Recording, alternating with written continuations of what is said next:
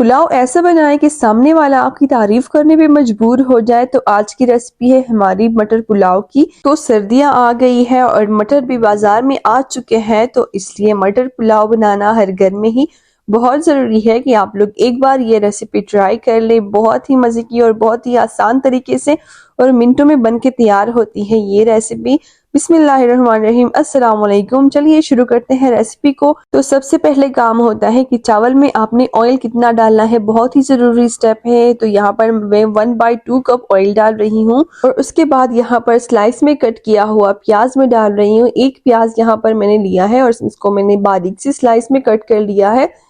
तो प्याज की आप लोगों ने अच्छी सी बुनाई करनी है और आप लोग याद रखिए कि हम लोगों ने व्हाइट पुलाव बनाना है, तो प्याज को आप लोगों ने डार्क वाला कलर नहीं देना। थोड़ा सा गुलाबी वाला जो कलर आ जाता है, पिंक वाला, वही आप लोगों ने रहने देना है।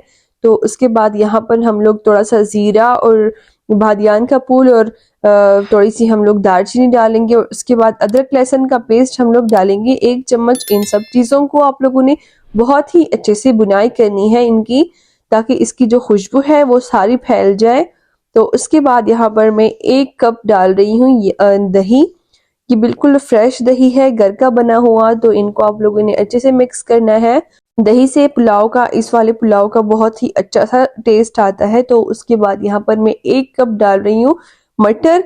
मटर बिल्कुल फ्रेश मटर मैंने लिए हैं। तो उसके बाद यहाँ पर मटर डालने के बाद इन सब चीज़ों को आप लोगों ने बहुत ही अच्छे से मिक्स कर लेना है।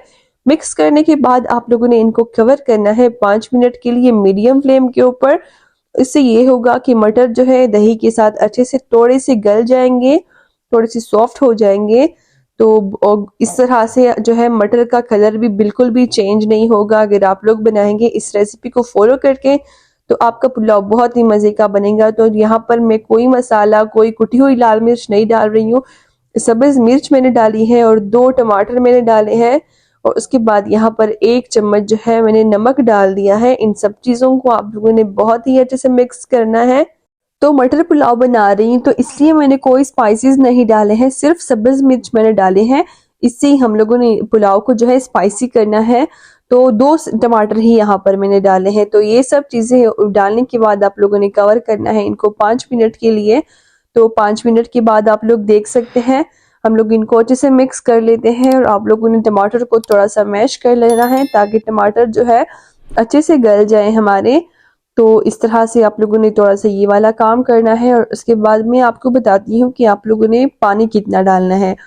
तो अब यहाँ पर जो है मैं 2 लीटर जो है पानी डाल रही हूँ, क्योंकि मैंने यहाँ पर 1 केजी चावल लिए हैं। 1 किलो यहाँ पर मैंने चावल लिए हैं और यहाँ पर 2 लीटर जो है मैं पानी डालूंगी। यानी कि आप लोगों ने पानी जो है चावल के डबल डालना है। तो पानी डालने के बाद आप लोगों ने मिक्स करना है और उसके बाद यहाँ पर आप लोगों ने कवर करना है। तब तक कवर करना है जब तक कि इसमें बॉईल नहीं आ जाता है, इस तरह से। जब अच्छे से बॉईल आ जाएंगे तो उसके बाद आप लोगों ने चावल डालने हैं।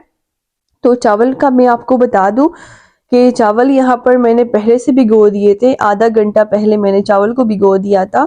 तो उसके बाद ही यहाँ पर मैं डाल रही हूँ। तो चावल डालने के बाद आप लोगों ने इनको बहुत ही अच्छे से मिक्स कर लेना है।